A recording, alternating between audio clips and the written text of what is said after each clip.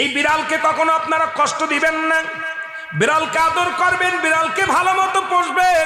বিড়াল যদি কোনো জাতির জন্য দোয়া করে, কোনো গৃহস্থর জন্য দোয়া করে, ওই সংসারের মধ্যে উন্নতি শুরু হয়ে যায়। ওই সংসারের মধ্যে আর এক নাম্বার হলো, যে ঘরে বিড়াল থাকে সেই ঘরে জিন আসতে পারে না, জিন বাস করতে পারে না।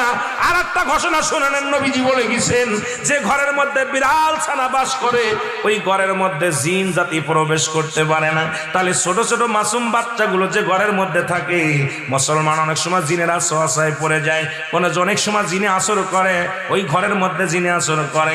যে ঘরের মধ্যে বিড়ালকে আদর করে বিড়াল থাকে, ওই ঘরের মধ্যে বিলাই বিড়াল বিড়াল বিলাই বিলাই, এইটা যার ঘরের মধ্যে আছে এই ঘরের মধ্যে দুষ্ট জিনেরা আসতে পারে না। জোরে জোরে চিল্লায়া বলা যাবে না মারহাবা।